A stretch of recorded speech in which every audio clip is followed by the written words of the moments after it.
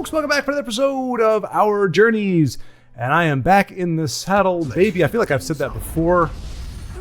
Probably because I have been. You can't see it, but I am indeed back on my saddle after a week of being sidelined with just a kind of a gimpy cold. It wasn't even something stellar. I couldn't be like, oh, some viral thing or bronchial this or, you know, anything that, you know, sounds really cool. I mean, well, I should say it sounds cool, but like sounds impressive to say. Like if you say, hey, I got pneumonia, or I got mono, people are like, whoa, wow, like no wonder you were out. If you're like, I think I got a cold, I like had a sniffles, it's like, and you missed what, cause of why? But as I said, it is when you're trying to talk for any length of time, colds can be quite a pain in the butt. And I'll tell you what, I have never, well, at least in recent memory, meaning going back at least a month, I have never been more thankful to be able to breathe into these two holes right here, the two nostrils. I'll tell you, folks, when you can't, that's one good thing about being sick. When you can't breathe through your nose, the day where you kind of are off of it for the first time, you're like, oh, sweet liberty, which is just something you don't think when joy. And during the course of a normal day, you're not like, oh, I'm so grateful I can breathe through my nose. But all it takes is getting sick. So arguably, we're just lowering the bar, really, when we get sick. We're lowering our standards of what is awesome. And so that when we just become normal again, it's like, yeah, but it only lasts for like a day. So it's a big deal. It's kind of like if you ever driven a big truck, like a box truck or even a tractor trailer for sure, like a big vehicle for any length of time, like a day or two, for several hours that day, and you get in your normal car, your car feels like a go-kart because the truck is typically so much bigger. Even if you got a van or something, one of those trucks is so much bigger. So like go cross country in a 26-foot box truck, or just go like 3 days, one, and then you get in your car and you're like, I've got a little speedster. It doesn't matter how big it is, it's going to seem really small. So it's the same thing there. Yeah, if you're sick for a day or for a few weeks, when you're not sick, it just feels freaking amazing. So anyway, I'm done talking about that. We are watching The Quayan. And definitely up against a tough combatant with the Nordgest. We are seeing two new eras, which is the downside. We know we always talk about on the channel and in the stream. We talk about wanting to have new era be a one of, that it should be a one of, just like Red Year is a one of. It's just a card that. It has such a big impact on the board that there really should only be one of it, like a unique legendary.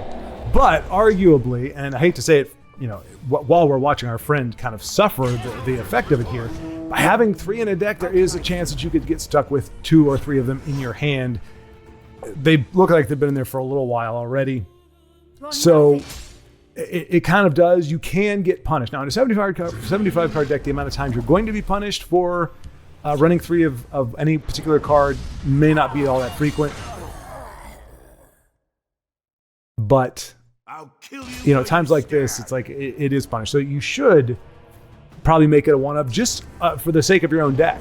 We in the community, we have a lot of people. I wouldn't say we're not divided. We're just we come to the same conclusion, but for different reasons.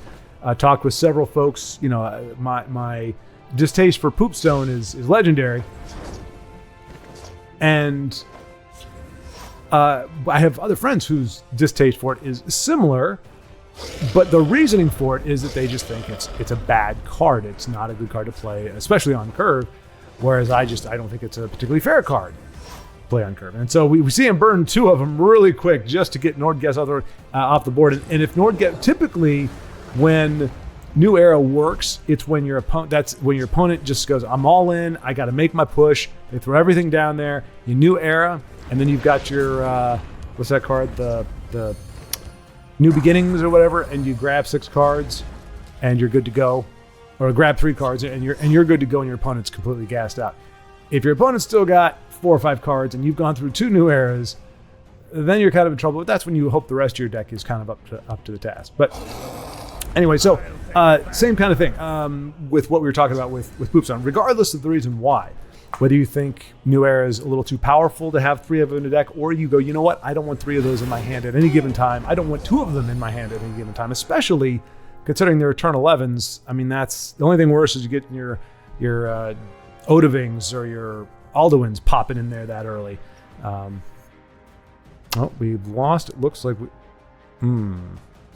I was looking as if I was looking at the stream. I was looking at the... Okay, good. I was looking at the signal strength, but I'm not streaming, so that doesn't show up. True story. So yeah, finishing that thought. Probably a good idea to only run one of New Era, even if you are not morally objected, even if you don't morally object to having 3 in the deck, it can gum up your hand a little bit. So we're going to see if the Quayan can finish this off. He's done a really good job, even as a control deck, of pushing Nordgest. So he's not sitting here, Nordgest at 30 health and him at 7 and having to go through a bunch of prophecies and either try to build a board unsuccessfully or try to build a board before his opponent can get enough reach down there. And he might just use rest on that little mummy just to take that 2 points off. Yeah, why not? Yoink. And he can mute it too if he needs to push for damage. I think he's got this one. Well, I'm not going to say it. There's never a good reason to say he's got it in the bag, I didn't say that. That's not a direct quote. That was, don't take me out of context. I was saying not to say that or as a general statement, not pertaining to this particular thing. And I think Nordgest's stunned silence is indicative either. Yep, there you go. And I know that feeling when you lay it down, you go, this sucks. Okay. Well, I got he did it, and I think that is our first time spectating the Quayan. So we are going to give him a GG and congratulations on your first win, I believe, of the channel. If that was not, I do apologize. As those know, my memory is like a sieve. Selectively, for some reason. There we go. GG. Nicely done. Gotta love 2 new eras in hand. Okay. Now, we got our friend Vincenzo here, and yes, I'm going to call you out. Solo Arena, sir. There's not enough time in life. Life is too short to be playing Solo Arena when your friend needs to spectate a game. Ice Baron, unfortunately, we've discovered time and time again, is not truly there. So this is what I was afraid. When I jumped on here, I'm jumping on here at 9 o'clock at night, Central Time. My one concern was that nobody was going to be playing. And if that was the case... Very good this game. Indeed, sir. If that was the case, then I was going to have to play. Even though it's called Our Journeys, you are going to see me play. I will jump back. But I said, you know what? We're going to have fun. So what I decided to do, and I'm sorry, folks, this could go horribly wrong. Horribly wrong. And I do apologize. You can just fast forward through it if you want to. But I'm going to do a character because it's fun for me to do a character regardless of what's going on the board. Like if I can entertain myself, you know what? We're going to do Andy's Handy Sork. So this is Aros. I'm not sure, obviously, what's inside of it. I don't remember. But anytime I've got one of these decks, it's usually that somebody who is good at the game and good at making decks has sent me a link, and I say, cool, and I plug it in, and I name it, and I go about my day. So sometimes I don't actually get to play them because I'm not on the ladder all that often, as you know, if ever. Today being the exception. And here was the other thing I didn't think, or I was like, well, crap, even if I want to play, what if nobody else is? Okay, so here we go. So I am, in the spirit of being in Texas, I'm going to be the Jolly Rancher. I'm jolly. I'm happy to be here. I'm happy to be playing TESL. I hope y'all are happy to be watching me play TESL too. Like I said, apologize, folks. This is just, it's a coping mechanism is what it is. It's the cope, as they say. So, we're just going to see how it goes. Well, dagnabbit gummit. It's not going to be that bad. All right, so we got our opponent, Mr. Ortguest. Spell Sword. I slay the unworthy. Do you now, Missy? Do you slay the unworthy? Well, how about the ugly? Because that's what this harpy is. She is ugly, unless you ask my friend Vincenzo, in which case you may get a different opinion. We'll call it an unpopular opinion, perhaps a disgusting opinion, but opinion nonetheless. Let's see. Do we have anything particularly big? No, we're going to take away we don't want the things, the rally to do its thing. We could have just shackled it again, but why tempt fate? All right. Well, I don't know that we're too concerned. We're a mid-range deck, so we're not trying to punch him in the face too all of a sudden. And it's a good thing, too, because we ain't got jack diddly squit to do. So we're just going to kind of hang here with our Bupkis hand here. You know, I'd be folding right now if I was had the capability. Well, that is some divine fervor. Luckily, on curve, we have ourselves a cleansing Shadowfen priest. We do, in fact, hope that it helps our friend, and though we doubt it does. I will admit, on the other side of the board, having somebody be able to play a support removal the moment you play a support is kind of a bit of a grindy thing. But, all right, here's a question. Do we want to burn our Sorcerer's Negation? Well, let's see if we can find something. I'm not entirely sure. I don't think we do. I think we want to ward up ourselves. Friend. Throw a dagger onto our warded critter and smack the Hive Defender in the face. It goes down like a less dignified critter. It's late, folks. The hour is late. The day is late. Training is over. And training is over. I will prepare something special for them. All right. I'm not going to lie, that looks pretty good right now. Luckily, I have eaten already today, so I'm not compelled. What is this hand? What is this hand? Ross? This deck you gave me, it's done gummed up. That's all I'm going to say. It is the most... It is not a good time here. So, what? I don't want that 5th Legion sitting there. I don't want to do it, but I think I can use this for breaking a ward among critter at some point, but I don't want to use a sword either. This is just not a good time to be me. You know what? I really don't know. I mean, a steel sword is just overkill. It's overkill. I don't... I just don't know. Lightning bolt's overkill. Everything is overkill. But this cannot be allowed to stand. Screw it. Oh, I should have given it to the sweet roll. No, the sweet roll. Oh, I should have given it to the sweet roll. Sweet roll doing things is always a good time. We're gonna harpy. Now, honestly, you could argue that I want him to be unfettered so that he can smack me in my face and give me a card. There's another one. Dagnab. And see, that's what I was afraid. I did not want her coming down and giving doofuses like this a big old buff, but that's what she did. That's what she did. For crying out loud, can I get a card with some beef on it?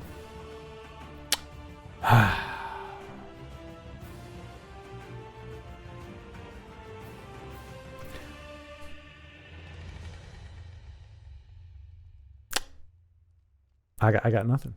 I got nothing. They best not anger me. I don't know what we're doing here, folks. I don't know what we're doing. This is going to be the longest, most boringest game you ever did see, but we're going to get there. We're going to get to the end. Yeah. And we're just hoping, smack me right here. Come on, do it. I don't think you got the guts. I think you're dumb. I think you don't know that your sword's facing the wrong direction. I think you think that's how you're supposed to handle that sword. I think you think the pointy end goes towards facing the bad guy, forgetting you're grabbing the blade of it already. You dumb. What is she doing? Who is she training with that? Can you answer me that? Who is she training holding the sword like that? There's not a dull place on that sword. Not on that particular blade. There ain't no dull blades unless in the lore of TESL. They say, oh, this particular sword, for this one section of the blade here, it's nice and dull, so the 5th Legion trainer can hold it and not look like a dummy. For crying out loud. Okay, all right, so he's hitting me in the face. I got what I asked for. And now I can use one of these because I got another one. I'm really waiting for my guy to do his thing. We're gonna zap this Kapowie right there. And we're gonna hold on to Shadowfen for the moment. No, we're not. I mean, we do. I want to, but here's the thing. We got nothing over here. We're going to be taking 8 to the face if I don't do something. You must be cleansed. So we're going to cleanse him and hope he does not have a Divine Fervor coming down next turn. Because that would be heinous. Which rhymes with another word that means kind of crappy or, well, never. How many of these you got? Goodness gracious me. The hits just keep coming, folks. Every single turn he's getting a buff. What are we doing here? We're sitting our little forked bolts in our Sorcerer's Negation. Ah, boy. Be gone!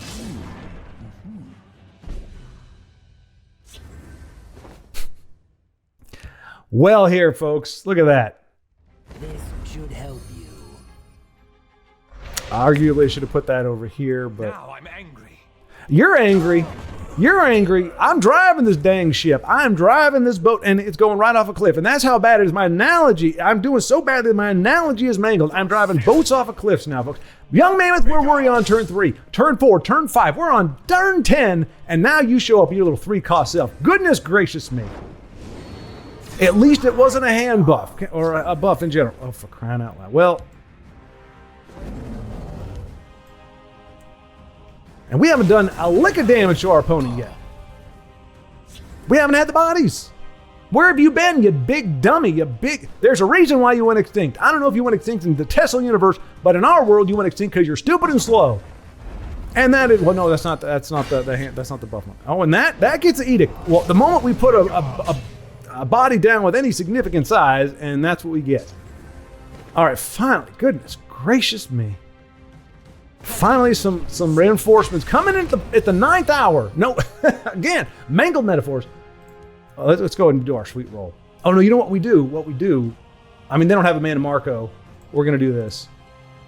I learned that from our good friend Io, who said, if you're playing against an opponent who could be running a mana Marco or what's his name?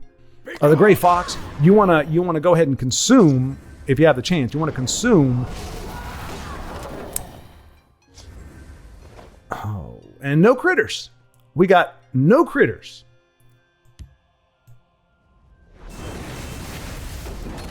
That's the story of my life, folks. Story of my life. So here we are showing up at the 9th hour, apparently 3 hours early. Or actually it's 11th hour, but another hand. I mean, every card is just, hey, let me buff what you got on the board. We're just going to keep a mana jack. Finally, I get a card with a little bit of a body. I mean, he's just wearing us down. He's just wearing us the heck down. Behold, my magnificent monster. Well, we ain't gonna have 5 power more, unfortunately. But let's go ahead and see what your magnificent monster gives us. That's what we wanted. That is what we wanted. Wait. Okay, I was gonna say, where's my drain? Okay. Oh, wait, this does give us it, right? This gives us 5? Yes, sir. Yes, sir. Now let's do a little bit of this right here. Yes, sir. Yes, sir. The tide, she is a-turning. Now, we got a long way to go, folks. We got 29 points of damage to do, and I'm not sure. We're going to need some more bodies if we're going to get there. I'll break your spirit. Okie dokie. Well, my spirit ain't broken, sir. Let's Spirit do is not the broken. feast. Well, that's right. You are far too petite. Far too petite for a late game, but if we can get some big cards to partner with you, I will prepare something special. well, never mind. You're a sweet roll now, darling. Sweet roll. Your order. All right. Because he has the buffs, I was going to say, because he has the daggum buffs, I'm going to go ahead and take out everything in the lane instead of going face.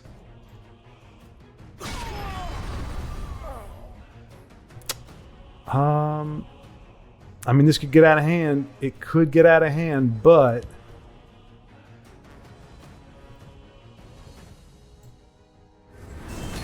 all right, let's see.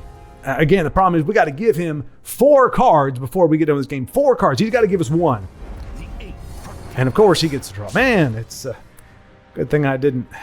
Dinner Yeah. is served. Well, never mind. Never mind. Just never mind. It's a good thing I didn't. That's all I got to say. So, there it is. There's the card that we were looking for. And I'm not going to attack right now. Oh, wait. We can squish, right? Yes, sir. Yes, sir. We're going to squish. Now, of course, they can take it out unless we do this. Kapow. Now, since we've done that, let's go ahead and do this. And hopefully, well, we get a prophecy. I should have expected that. It was my fault for trying to play aggressively. And, of course, there goes our fellow there. Luckily, we got him out. That was my thing. I wanted to get Frost Atcher knockout before. So we've already eaten through, and there's, yep, okay, he's going to keep the heat on. The heat is on. Oh, you are gorgeous, Alfie Conjurer. You are gorgeous. You're mine now. And you are mine now. All right, so we know this is going to take that out. Let's go ahead and do this. Khajiit will keep you safe. You do that, Khajiit. You keep me safe. You good old Khajiit, you. So now our big guns are coming in. Hopefully his big guns are not coming in now. Or his big removal. I have a bad feeling about this. You only have 2 cards in yet. Okay, all right.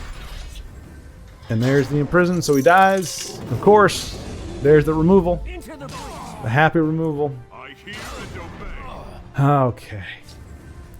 All right, all right. I hate this crowd. This one is in no mood. I mean, our big bodies are finally showing up. They are making an appearance here.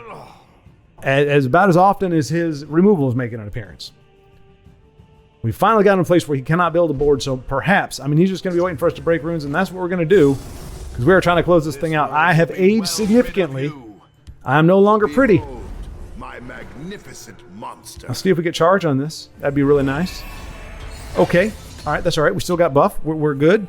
Not lethal from both lanes, which isn't good, because I think one of these guys is going to bite it. Bite the big one, as they say. Training is over. All right, I'm not worried about you this time. This is I can't handle a sword worth a damn. The blood of Cold Harbor runs Okay, and we are stymied. Temporarily. That's not going to really help us there.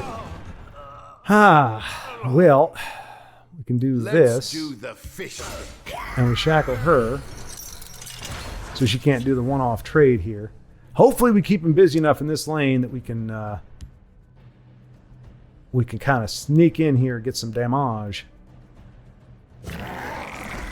My goodness gracious. I mean, with one card in hand, just all the answers. All the answers. Still Jolly Roger Rancher here, folks. Jolly Roger. Jolly Rancher here, folks. Still the Jolly Rancher. Watch yourself now. Okay. All right, not too bad. On your guard, mongrel power. All right. So, we're getting closer and closer. Now we just need Encano. We need a lightning bolt. We've only used one. Well, I think we may have used 2.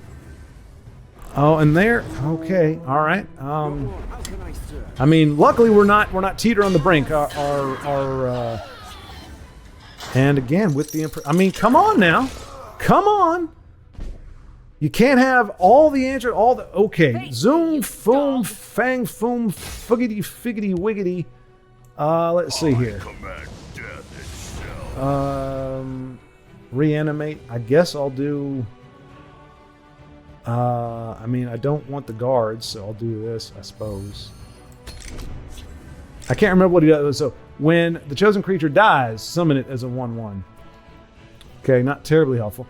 But unless he got a guard, I think we got this. Now it's going to be close, especially if he has a buff. Probably should have given it to her, but that's all right because this guy's probably going to get hit. Okay, and we got the game after the longest, most boringest trial. Or guest, I've played you many times before. Good game, sir. Good game. So we prevailed. That might, again, the longest game of no consequence. Most long games, they feel like you've done something epic. I feel like we just got dragged around, kind of like when you see cats or dogs. Oh, look at that. We got ourselves a premium. Oh, no, a legendary. Sorry, not a premium. When you see cats or dogs kind of like pulling themselves on the carpet, they're kind of wiping their bum on the carpet as they scoot along. That's kind of what I felt this game was. We were just kind of scooting along, kind of smearing poo all over the place, really not doing anything of great consequence. But, all right, Queen's playing again. Is anybody else doing anything? Let's see. I don't look. Lanula. All right, thank you, Lanula.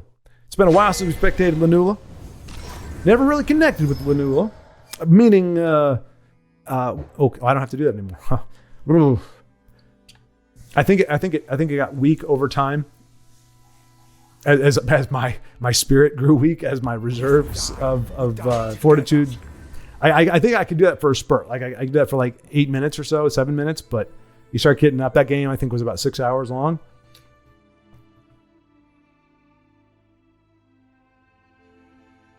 It's probably a little bit better when I'm not tired. I was like, you know what, this will be fine.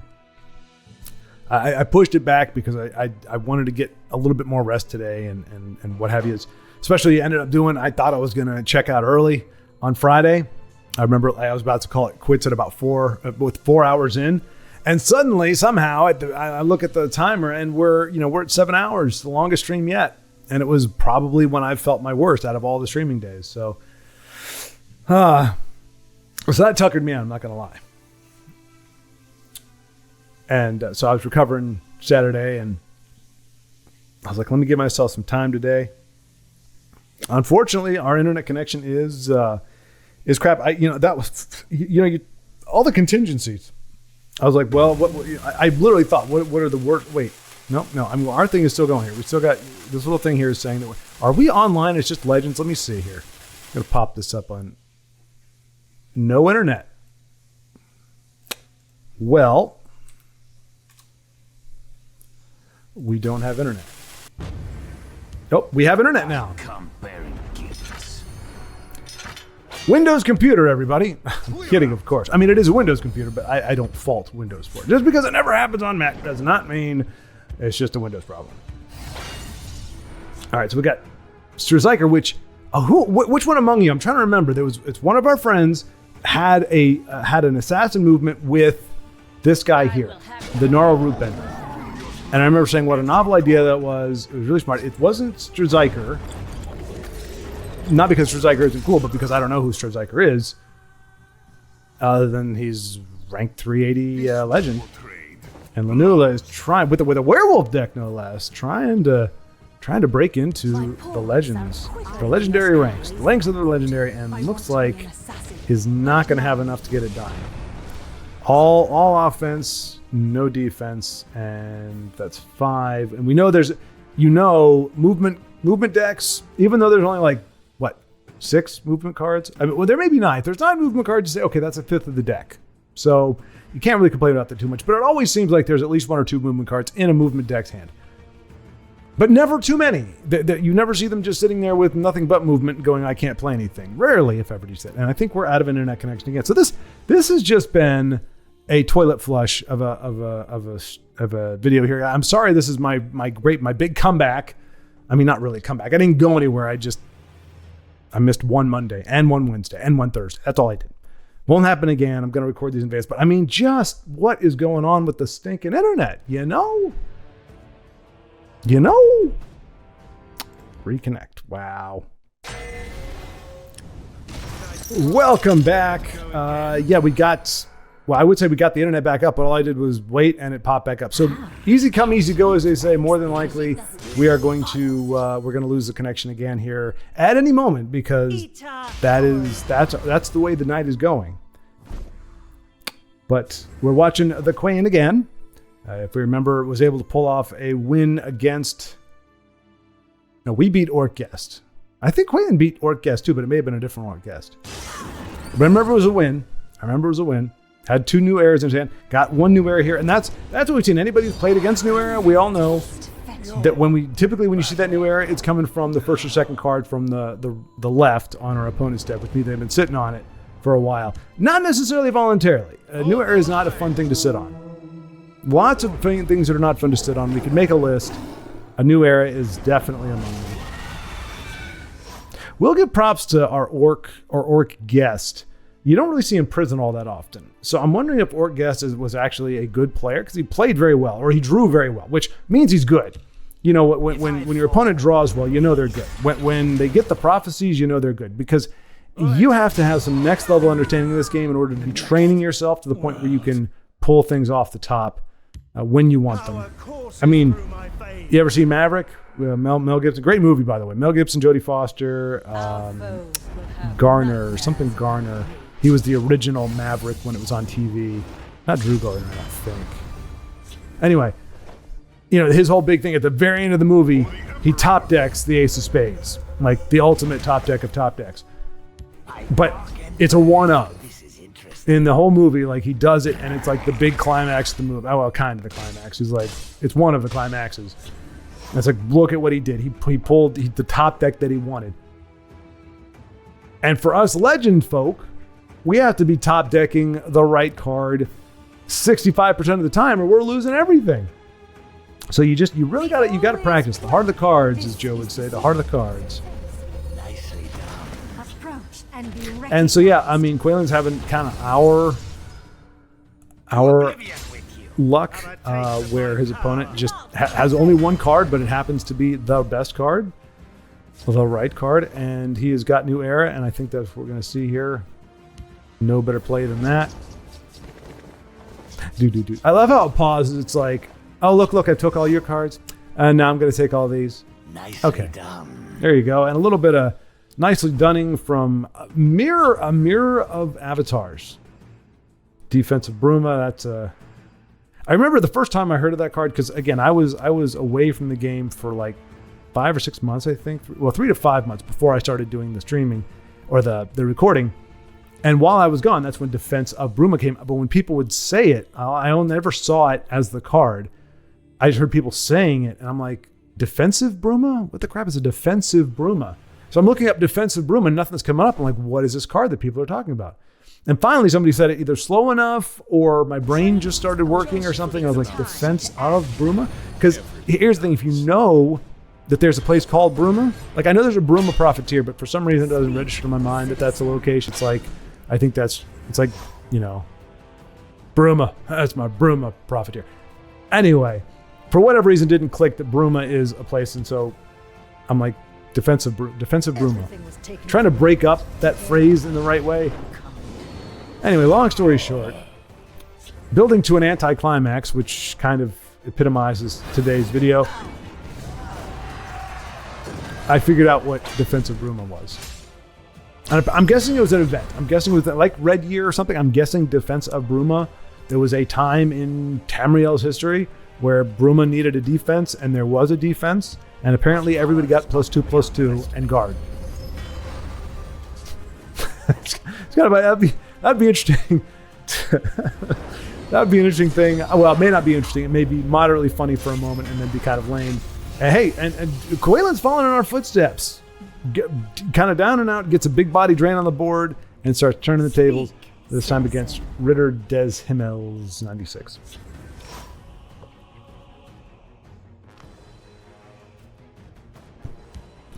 What have we here?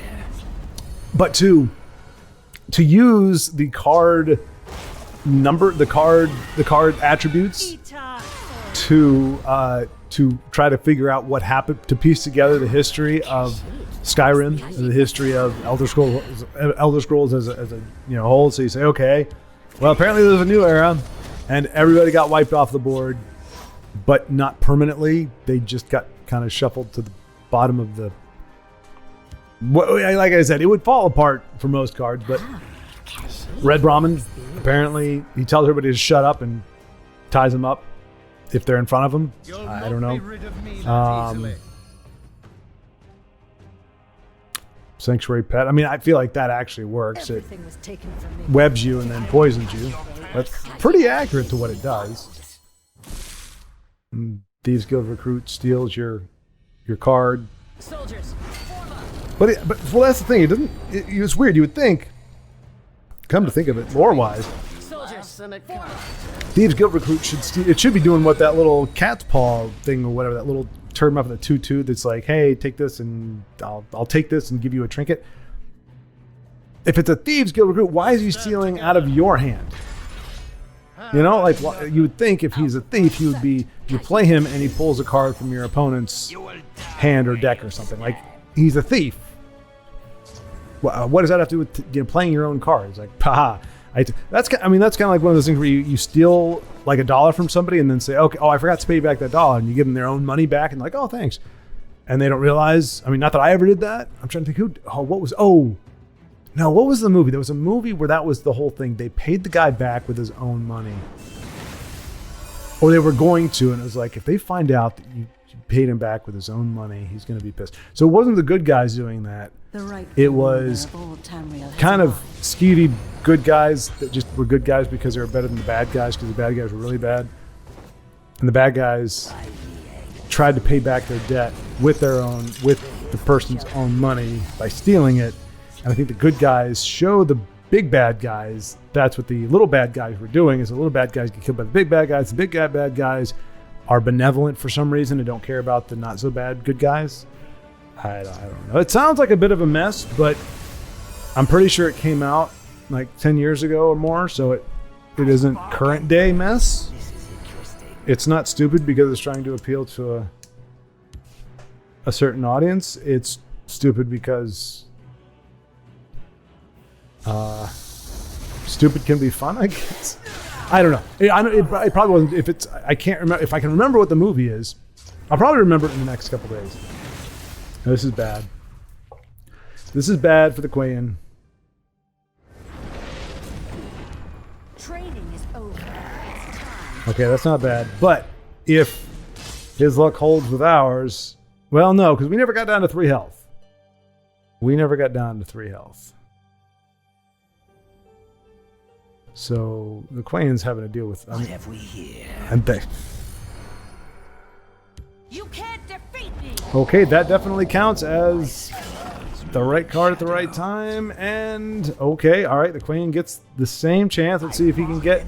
Yes, he does. Okay, all right. So a battle of the I can draw as good as you. Spirit of the sky, guide us. And I mean, he's got, if he hits, let's see, 13. Okay, yeah, he knows he's got lethal this turn, barring prophecy. He didn't have to hit phase, didn't have to worry about giving his opponent another card. Okay, and that is goodness gracious. Oh, don't tell me. This day is mine. Oh my gosh. What? Ritter des Himmels, the top deck. See, he practices top decking. This is sponsored in small part by the legendary Remnant Discord. You've heard me say it once, you heard me say it twice, you heard me say it 1,000 times, but that's because it's worth every single time I say it. Join the Discord. It is both legendary and full of awesome remnants. Our numbers growing daily. We are becoming, eventually it's going to be everybody on the planet. We're all going to be a remnant and we're all going to be playing TESL and the world will be a better place for it. But in the meantime, let's take a look at the true sponsor of today's video, and that is coming from Beaterus. I will be at, maybe the next video, I will be starting to intersperse some other cards because people are continuing to create custom cards and there is a huge backlog. And so to just continue doing it just one type of sponsor every time, I'll break it up. We've still got a bunch of these shouts to go, but we're gonna break it up a little bit, so we'll have some more sponsored. But we will, Beaterus, get through them all. This one is Dragon Rend, 3 cost in neutral, and I'm gonna tell you right now, folks. I read over this one. It's got some math in there. I went a little cross-eyed with it, so here it is, coming up on screen. This text is small. That's always a scary thing. So I don't know that I've got a great grip on this, but let's just go through it together. Give an enemy dragon -0, -half base health this turn. If was above base health, deal damage to enemy creature in lane equal to the dragon's half base health. Number 2, give an enemy dragon -half base power and -half base health for 2 turns. If was above half base health, deal damage to enemy creature in lane equal to the dragon's half base health. Okay, part of it is I can't read, but the other part of it is it's just really a lot of wording. Level 3, silence enemy dragon. Give enemy dragon -half base power, -half base health. If was above half base health, deal damage to enemy creatures in lane equal to the this could be the hour, I don't know, but sorry.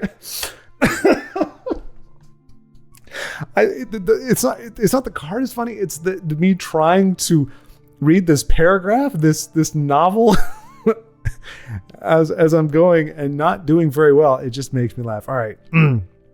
Deal damage to enemy creatures in lane equal to the dragon's half base health. When is destroyed, is banished instead. So, yeah, I mean, I'm going to break them down, but I don't know that I'm going to be able to get into whether it makes sense or not because I think it's pretty clear to me. It's not. So anyway, so the first one, so half base health. So it's essentially doing what we do to Fallen Dragon. Fallen Dragon comes down as a 5/10.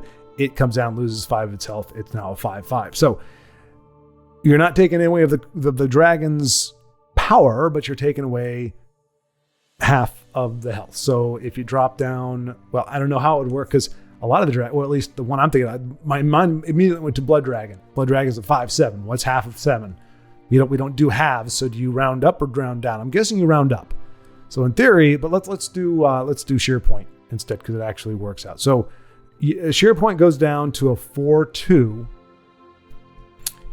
If it was a 4/4 or a 4/3 before it became a 4/2, you deal that damage to enemy creatures in the lane equal to the half health. So if it's at a 4/4 or a 4/3 and you play this card against your opponent, if you play it against your opponent's shear point, that shear point now goes down to a 4/2. But if it was above a 4/2 before you played that, now you are going to get penalized. Any creature that's on that side of the board, in lane, equal to that to the half base health. So you're going to take 2. All your creatures are going to get hit for 2. So that's part of my confusion. Is this a good thing or is this a good card or bad card? Like, is this helpful or hurtful? You're doing your I mean, it says for 1 turn, so you're temporarily reducing a dragon's hit points by 2, or by half. But if they weren't already under half, which is really what makes this card work. I mean, if you're the dragons at, let's see, I'm trying to think, half base health. Okay, it might destroy it, I guess, if I'm thinking about it. So if your shear point was a 4/1 and you play this card against that 4/1, it's below, so your creatures wouldn't take damage, but then it gets taken. But I mean, you can't do half of 1, so either it kills it or it doesn't do anything. If your dragon's down to 1 health, either this card kills it or it does nothing to that. So that's a bad example. Let's say it was a 4/3. Well, no, it would have to be less than that. So okay, so that doesn't work. What's another big body that we have that's not an odd number? Odaving. There we go. 12/12. If he's 12/7 or a higher, then all your creatures in the lane are going to take 6 damage. Right? That's Odaving's half base health. He's a 12/12, half of that 6. If he's above that, then in making Odaving a 12/6 by playing this card, all of your critters on that side of the board are going to get hit for -6. So not a great card to play in that circumstance, unless Odaving was a 12/5, in which case no damage is done to those critters, and in theory, Odaving would then go down to let's say he's a 12/4, he would go down to a 12/2. It would be half of his health. So I don't know that the numbers are really working out great here. So I'm both afraid and amazed at Beatrice's mind here to come up with this thing. So because it makes sense. I mean, there's a number and a mathematical sensitude to it, but from whence it came, I have no freaking clue. So level 2 is you're actually now you're affecting base power as well as base health, and you're doing it for 2 turns. And it's the same caveat. If the base health, if it was above base health, half base health, deal damage to enemy creatures in the lane. So again, it's almost like you, I mean, I don't know. It's very specific when you want to play this card, because otherwise you're getting backlash from it. And maybe that's the point. Maybe this is a very lore specific effect. To me, Dragon Rend, it sounds like it's destroying the dragon, it's tearing the dragon apart. And the card art, which is pretty cool. I mean, it looks like it's in game, actually. It looks like a screenshot from an actual Skyrim. In fact, I guarantee you it is. That's actually a Skyrim screen grab of a dragon getting some kind of effect on it.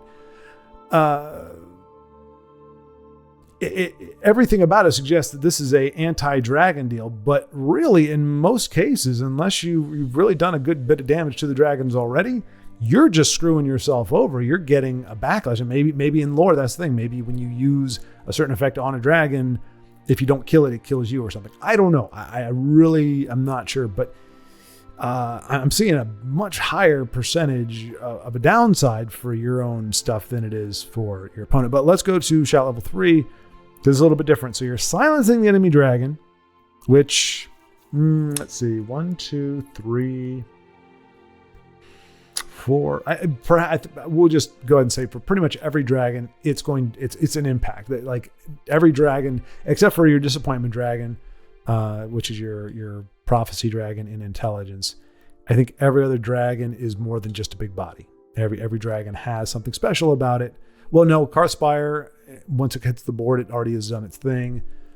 Yeah, so there's maybe a handful, maybe 2 or 3 dragons whose impact is done. Obviously, you wouldn't want to do this to Fallen Dragon because then it becomes a 5/10 again. But you silence an enemy dragon, give enemy dragon -half base power, minus half base health, which was where we were at before. If it was above half base health, deal damage to enemy creatures in lane equals to the dragon's half base health. Wait. Oh.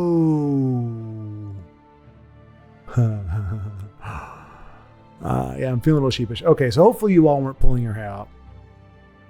Wait. Hold on. Enemy dragon. Okay, not to your creatures.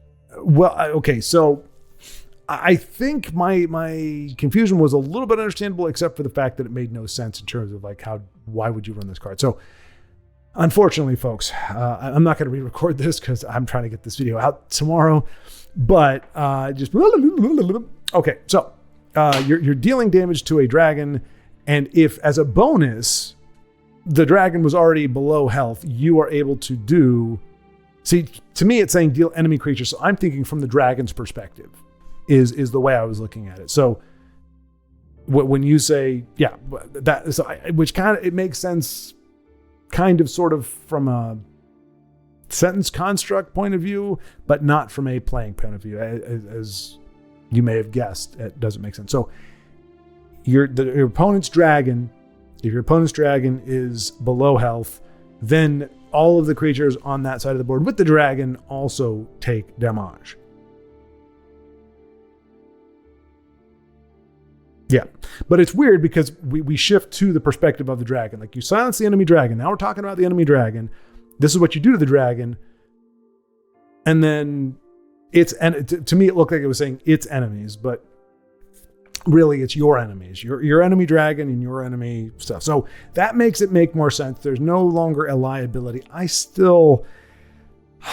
think a card like this wouldn't get to see the light of day only because you have this much confusion.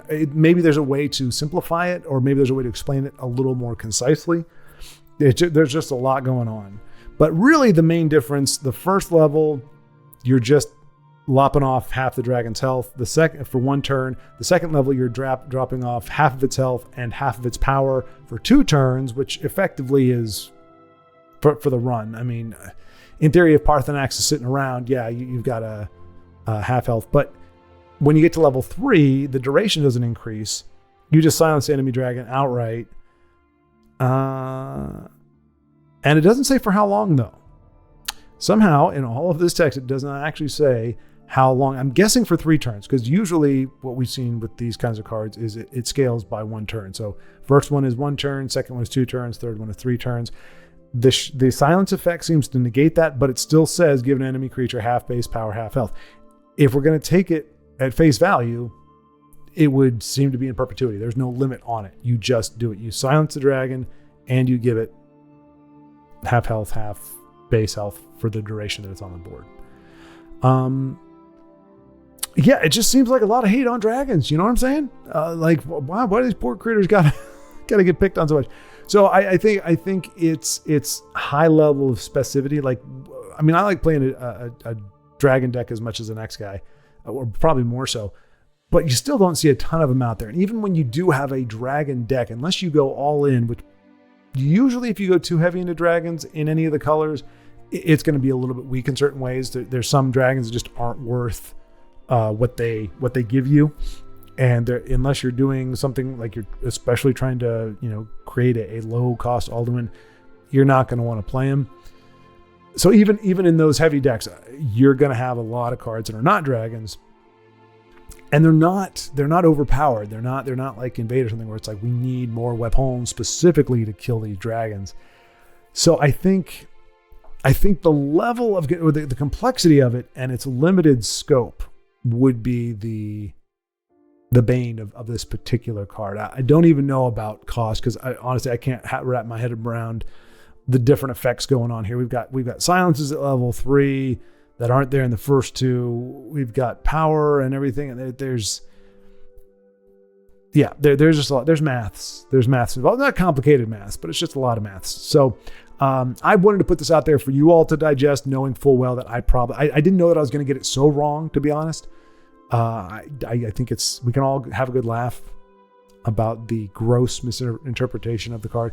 I'm going to blame the late hour, and I'm going to go ahead and land this plane. Thank you all so much for taking a gander, beaters. Thank you for, again, giving us a great deck to chew on. I think this is probably another case of the lore of the card or the background of it, which probably makes a lot of sense. Having a difficult time translating in the actual game, or translating perfectly, but just being a lot of stuff to figure out and work through.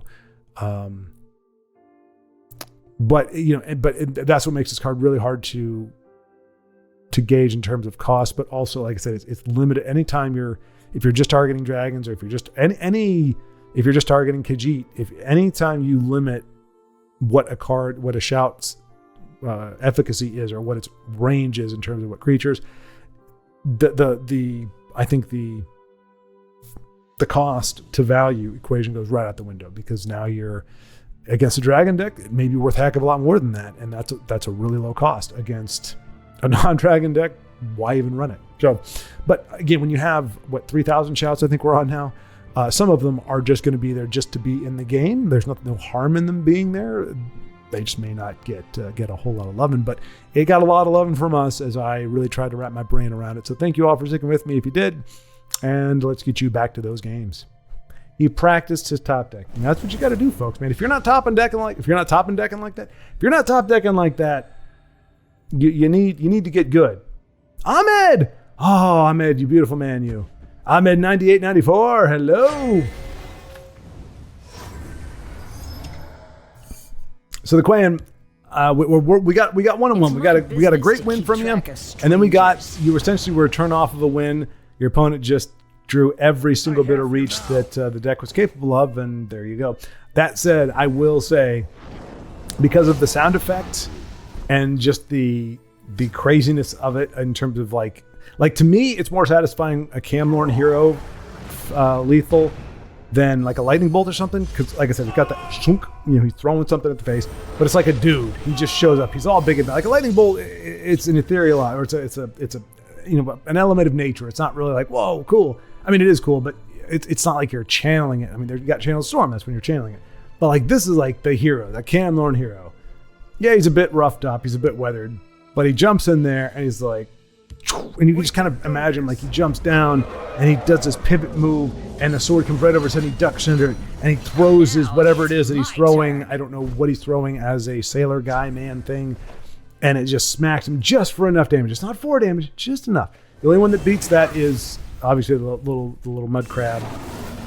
Is it still called a mud crab? It's not mud crab merchant, but it's the ankle snapper. Well, blink, ping one. But the sound effect isn't quite as cool. I mean, it's kind of cool. He's got little claws that do a little thing, but I think the shunk. That's like my favorite sound effect in this game. Favor me. Ooh, you got to beseech the 4 bears. Gotta look out for those 4 bears. A general out there? like look out for these. I mean, it seems to be doing well enough for him. It's my turn. Ice Storm isn't going to get it done. He can Mighty Conjuring, which is good. And he is hamstringing this, held to be the best card in the game by such noteworthy players as Aros and Eye of the Rest of Storm. I thought he was going to Mighty Conjuring. But I guess that makes just as much sense, if not more, as it puts, with that steel sword, it puts lethal in both lanes. So good heads up play there by Ahmed. It's a good day to die. And Clarth does not have the answer within. See, and that's the problem, folks. You look at that. He's got 6 cards. I mean, we know what one of them is, but 5 cards, unknown cards. He couldn't find the answer in there. Where we've had games where our opponent was able to get the right card with 1 card in his hand. You see, that's where the possible frustration comes in. You know, from my perspective, is you look at that and go, how many times have we sat there with 5 or 6, 10 cards in our hand? It's like, I got nothing. There's no way for me to pull this off. And your opponent just, with 1 card, goes, oh, here's the answer I needed. Here's the answer I needed. GG. I think he's playing. I think that's pretty late for him too, right? Either that or it's very, very early. That was close. I don't know if that was close. I know. Yeah, we'll do GG. GG. Keep it simple. I'm not going to try to get too flowery here at this time. Zen Sky. Believe we did not get to see Zen Sky in the stream, and we did not. I was going to say we did not get. That was the opponent who bailed, not our own teammate there. All right, so hopefully Zen Sky will jump back in, or Ahmed.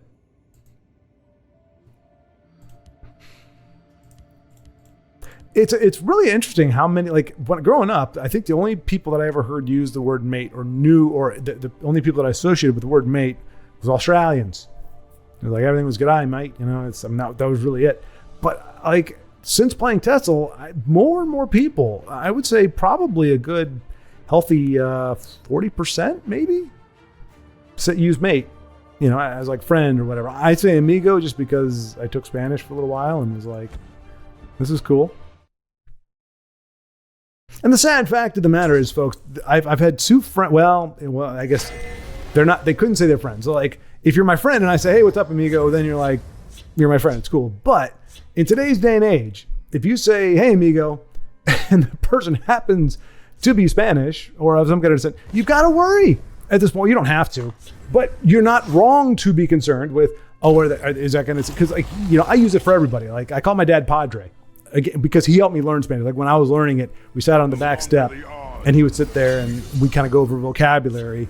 He'd like quiz me on vocabulary and stuff. And so once I learned the word for father, which is Padre, I'd be like, hey, Padre, ready to do some Spanish? So like my emails to him and everything, I call him Padre. So, and with amigo, it's kind of like mate. I just say amigo to whoever just because that's just a word now. And again, living in North America, we got our friends south of the border right there. So, it's not like completely off, not off base, but out of the realm of understandability, which isn't a word. I don't think. But it's like, today everything is so, well, I shouldn't say everything. Let's put it in perspective here. Keep it in perspective. Most of the drama that we hear about is generated by very few people. And I've only run into, of all the people that I'm like, oh my gosh, like these people exist. In theory, they do. I'm going to say that not all of it is just made up and it's bots. There are people like this. We know they've actually made TikTok videos. But most of the people that I'm like, yikes, I've never met them, never come across them. I've seen the videos of them, but I've never met them. 1 or 2 in my life. I actually had somebody that I knew actually said, I think disrespecting somebody's culture is the most evil thing anybody can do. Or one of the most evil things. Or one of the greatest evils. And this is somebody that I worked with, so there's really no point in causing any strife there. So I just kind of let it roll off. But the unspoken truth is, I guarantee there are a lot of cultures that you would not be cool with. And I'm not gonna say anything, but there are some that I'm not. There are some elements of anybody's culture that I'm like, just because it's your culture doesn't mean it's okay. Just because a lot of people do something doesn't make it okay. I mean, it may make it something that's specific to you, but if it's harmful, or if it's stupid, or if it's ignorant, or if it's just not a great idea, it don't matter how many people are doing it. It probably should be fixed. Culture is it does not have an inherent value, does not have an inherent goodness or rightness to it. And part of it is just the nature of culture is, I mean, you've got cult as the first part of it. I'm not saying culture is cult, and I've talked about this before. I've said that exact line before, but the idea being we do it because everybody else does it. Like, this is what we do. Why? We've always done it this way. So it doesn't necessarily prompt a lot of questioning or a lot of why is it we do this again? It's just like, oh, we've always celebrated this holiday, or every time our culture we celebrate this particular thing, or we do this particular thing, or we do it this particular way. I was like, that's cool, that's fine. You know, as a more independently wired person, I'm a little less prone to do stuff just because that's what the general populace is doing. But there are some things like Christmas, you know, at least back in the day, that I was like, okay, cool. But in general, it's like, it's not a bad thing necessarily, but it's not like, oh, we do this because it's the right thing to do, or it's the best thing to do, or it's whatever. And in fact, a lot of times it's worth reevaluating a lot of things, even traditional things. Look, there's nothing wrong with questioning stuff. You can say, hey, this is tradition. Say, why? Well, one, is it good or bad? Like, you can say every year on, you know, the 5th of November, we have a bologna sandwich. Why? We've just always done it. It's just a fun thing we did. Okay, is there any downside to doing it and continuing to keep that tradition? Not really, unless you've sworn off bologna for whatever reason, which arguably there are good reasons to swear off bologna, or at least certain kinds of bologna. But anyway, that's neither here nor there. Zen Sky looks like, yep, he knows it. His opponent has. You got the reach.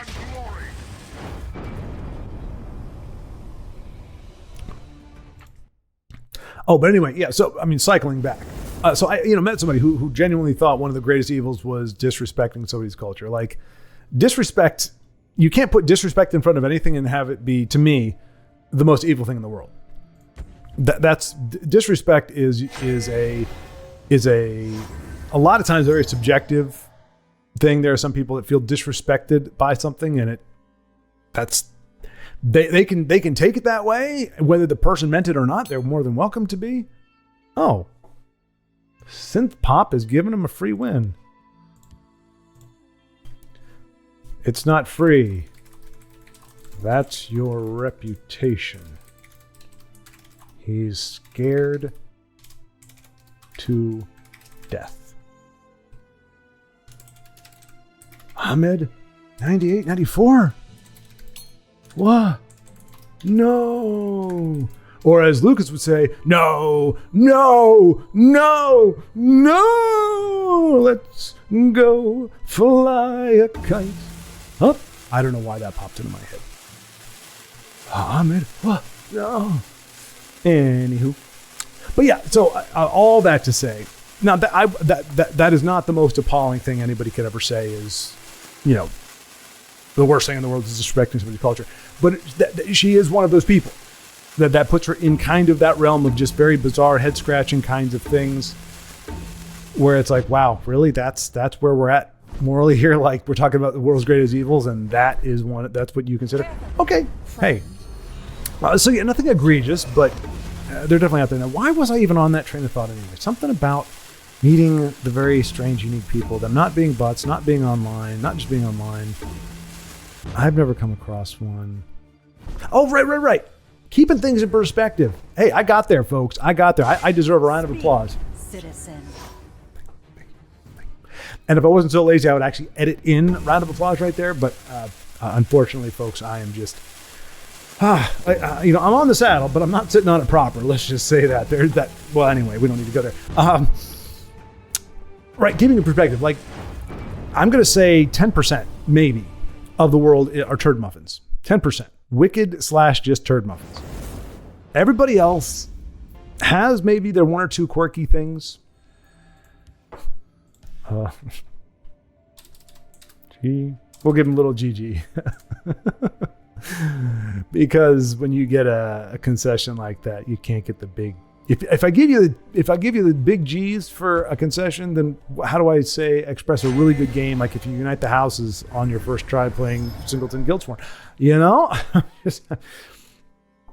we just got to remember it's a small amount of people. On the internet, the news makes you think that everybody is at each other's throats, that everybody's going to die, and you go outside and you walk past your neighbors. of all makes, models, sizes, shapes, backgrounds. And everybody just smiles and waves. And yeah, they could be thinking, I hate you, but why? Or why assume they are? You just go, Take them with me. You Hello. fight like a child. but if you didn't leave your house, that's why that phrase, I don't know what its etymology, I don't know where it comes from. I think it may be Soul. What's that game? You got Elden Ring, Soul Ring, maybe?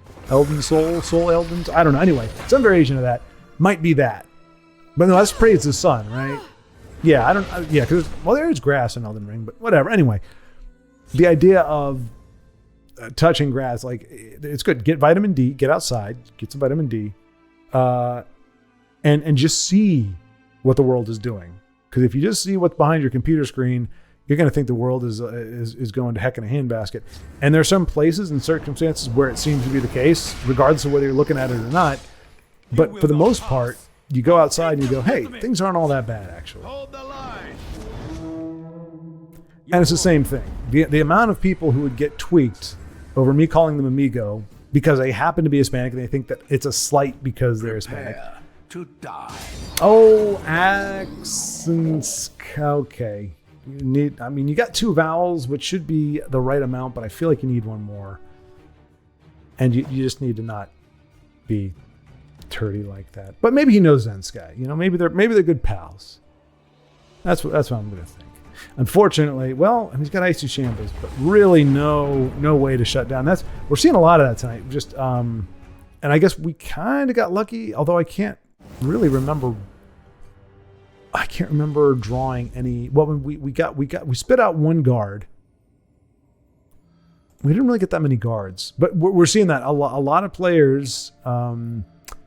Todd Bringer. So we're going to end with Todd. We're going to end with Todd Bringer. He's a great player, great deck builder. If you didn't see it on the stream, Texas Beast. Oh, I think it's my neighbor. The Mage's Guild. Texas is a really small. The world's a small place. Texas is even smaller. He very well probably lives around the block here. There's no way somebody named Texas Beast does not live close by. But we're seeing a lot of decks that are wired. And maybe that's one of the problems that can be if you're playing a mid-range deck, you need to have guards or drain or something to truly be a mid-range deck. You got to have a way to put the brakes on an aggro deck that gets away from you, or another mid-range deck that's getting away from you. Because if you don't, then all you can do is race, and then you get into the situation where I think we saw 3 games here where our friends had no guards, had no way. They had cards in their hand, but nothing that deals with a wide board. That just could be how the game goes, but it seemed to be a trend. But let's go ahead and greet Todd. We don't want him to think that we're ignoring him here. Friend, you're gonna close out the video Give no tonight or tomorrow. You took a wrong turn. I fall. There we go. It's kind of a pain in the butt when your stream of consciousness is as windy and wacky as mine is. Trying to write stream of consciousness, your fingers just get plumb worn out. So here we got a good example. So Todd Bringer, we know it's a sorcerer deck, so it's almost always going to be mid range. But he's got Indomitable Ordinator, which is guard. He's got Night Shadow, which is drain. So if he gets in a sticky situation against an aggro, which Monk. I was about to say, especially Pillar for Monk, those have the propensity to start getting out of hand early or quickly. He's got ways to protect himself. If you don't have those, I don't know if you can really be a mid-range deck. In theory, you can trade bodies, but you're not going to necessarily be able to shut down a lot of stuff your opponent's doing. Yeah, circling back around. For me, I just found that helpful to remember, and it can be very, very difficult. I'm walking around my neighborhood sometimes, and again, I've heard stuff on the news, and I've heard, this particular sort of person is supposed to not like me, or this person is supposed to believe these certain things because the news says so, or because some, whoever on X/Twitter said something. But that's not my neighbor. And to assume that my neighbor is just because there's similarities of some kind or another, whether it's a bumper sticker or what have you, is doing a disservice to myself and to them. I have to tell them, I have to remind myself, because sometimes there's like there's a part of you that just wants to be like, oh yeah, this is, I'm not even going to talk to people, not even going to mess with it, screw it, the world's a messed up place. But most of the time when I'm in my right mind, the idea is I would rather say hello to somebody and have them ignore me and just go, okay, well, maybe they're having a bad day, maybe they hate my guts, who knows, but at least I said hello. I initiated, I did my part to, keep things amicable. I'd rather do that than just assume that they're going to reject me or not say hello or not like me for some reason that the news tells me they shouldn't like me. Todd says, fantastic, a little, ... Wait for it. Wait for it. Wait for it. A little mid-range for the viewer's pleasure. Exactly, Todd. Oh my goodness gracious. I'm going to give, well, never mind. Oh. They cannot defeat So that's just kind of a PSA. I am a child. Love one another. of darkness. Give folks the benefit of the doubt. I say it to remind myself as much as I'm saying it to tell you guys, just, hey, you see somebody. I'm not saying if there's a stranger walking down the other side of the road, it doesn't matter who or what or anything, probably just best to keep walking. No sense in poking the bear.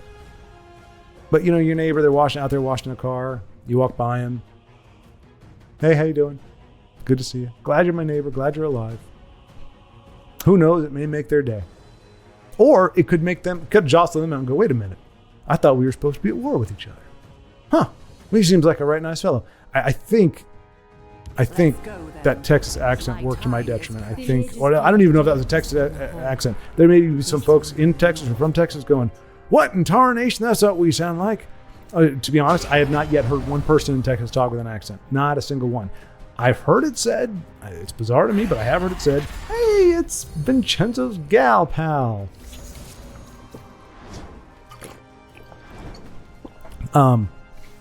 Whatever accent mine was, maybe it was just a southern or just bad. Whatever it is, I have not heard. Whoa, what was that now? Odor and neck, premium legendary. Oh, holy cow. Oh, holy cow. Play the lottery.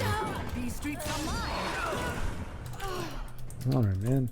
Lady Luck is being a lady tonight. Probably too young to get that reference. I don't know that anybody listens to or has heard of Guys and Dolls in this day and age, but luck be a lady tonight. Ta-da-ta-da. Luck be a lady tonight. Luck if you've ever been This a one lady is to begin destined for with. greatness. Luck be a lady tonight. Ah. There was a meme so long ago, but I still remember it.